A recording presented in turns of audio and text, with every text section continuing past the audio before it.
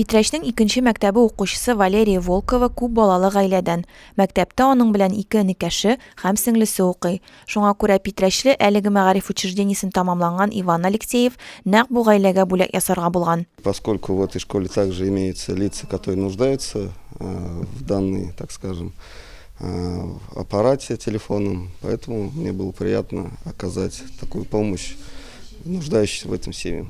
Бу мәктәп укучылары дистанцион уку өчен планшетларны шулай ук Россия Федерациясе Дәүләт Думасы депутаты Мурат Гадилшин да бүләк иткән.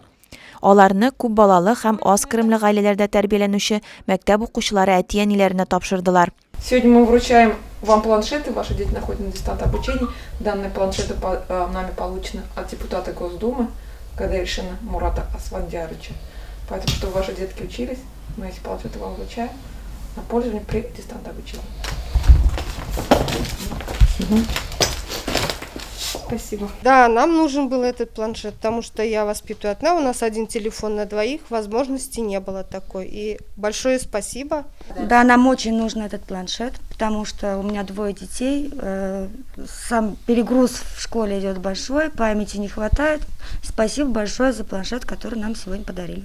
Хәйрия акциясында районның иң эре авыл хуҗалыгы оешмасы җитәкчесе Радик Зиннатов та катнашты. Аның исеменнән планшетларны Татар Тау иле авылы мәктәбенең 3 укучысына тапшырдылар. Барысы да күп балалы гаиләдә тәрбияләнүче балалар.